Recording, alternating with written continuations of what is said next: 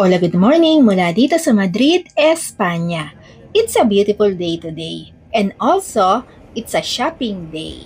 Yes, shopping day ko today. Kasi ngayong araw pupuntahan namin ang isa sa pinakasikat na luxury outlet dito sa Madrid, ang Las Rosas Village. First, sumakay kami ng bus papuntang Moncloa. Pagdating namin sa Moncloa, dahil medyo maaga pa, kaya nag-almusal muna kami. Siyempre, bago tayo lumaban sa shopping, kailangan natin ng energy. And after our quick breakfast, hinanap na namin yung terminal ng bus na sasakyan namin. Thank God, hindi masyadong mahaba ang pila. Dito kami sasakay sa Darasenia 5 ng bus 625. In fairness, ang ganda ng bus terminal nila dito.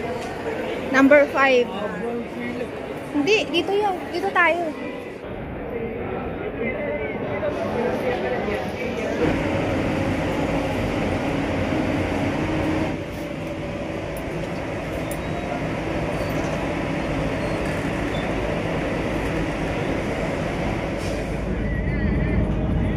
Te pido bien a la clínica, tú sabes, a la siempre es así, ¿no? Pero mira, ya Roxana y mira, no sé quién es, güey. El chaval quiere,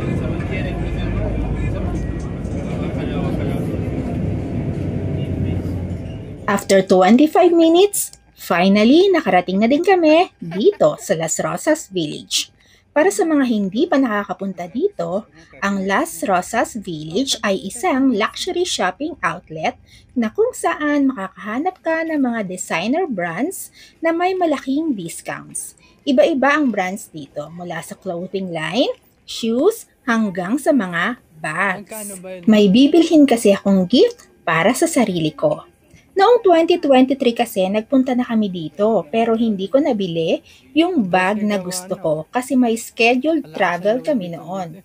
Pero now, I'm ready to buy my first ever Coach handbag. Kaya pagdating talaga namin dito, inuna ko talagang puntahan ng Coach. Kung may Louis?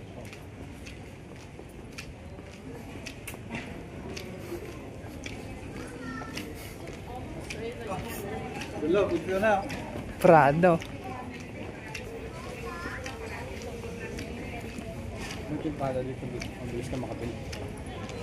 Ay, mga Prada, ayaw mo?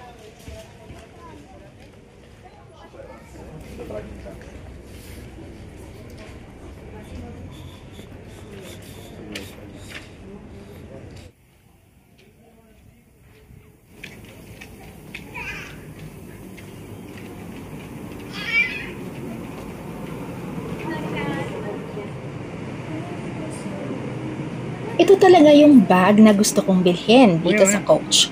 Ang Coach Rowan Signature Medium. Pero medyo nag-turn ako between the medium and the mini Rowan. Kasi ang cute ng mini. After ng pagninilay-nilay at syempre with the help of my son's opinion, I choose to get the medium Rowan. Ano ba? Ito o ito? Maliit. Yung maliit mas maganda? Wala kasi wala ko ba ako na. Di ang hirap kay Papa. Ha? Hirap. Pwede papa mo, pera ko rin.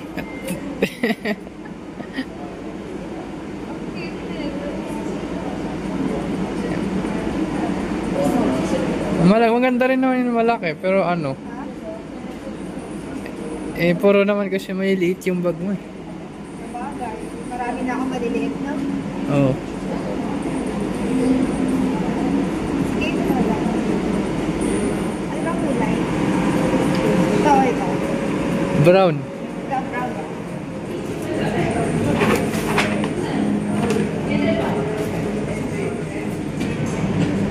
Cash, yes.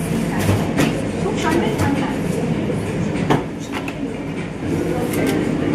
Thank you. Thank you, bye.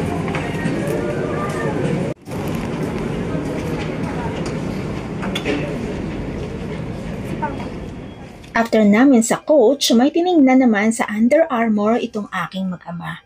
Pumasok din kami dito sa Michael Kors. Nakita niya ako dito sa mini handbag ng Michael Kors pero unfortunately, Hindi kasya yung iPhone ko, kaya si husband lang yung may nabili.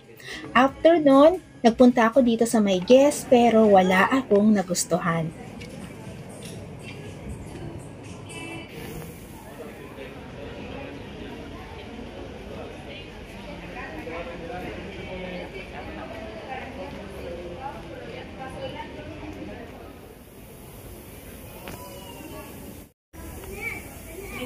Habang nag-e-enjoy akong mag-ikot sa iba't ibang tienda dito sa Las Rosas Village, biglang umulan. Kaya kailangan naming huminto para magpatila. So now, after namin magpatila ng ulan, mag-lunch na kami kasi pasado alas 2 na yata, o alas 3, mga ganyang oras. So lunch time na dito. So late talaga ang lunch dito.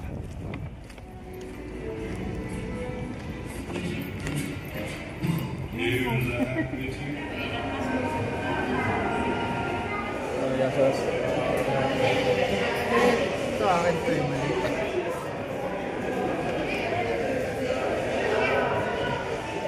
Alam ko nga, di nila magugustuhan yung pagkain sa Jollibee.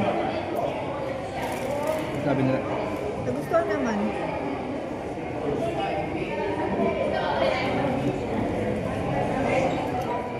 After lunch, syempre need natin mag-freshen up. Pero inabot yata ako ng ilang minuto sa loob ng public CR.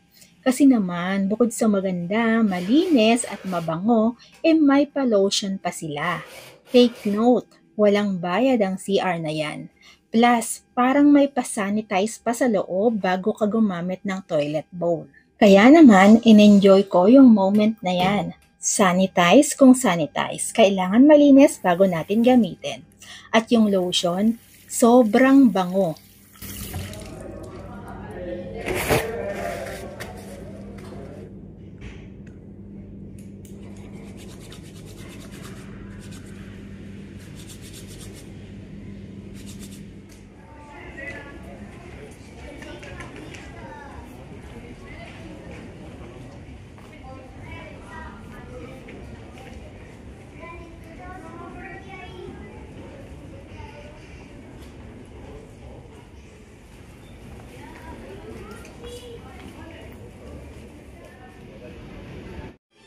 After that, we continue strolling around.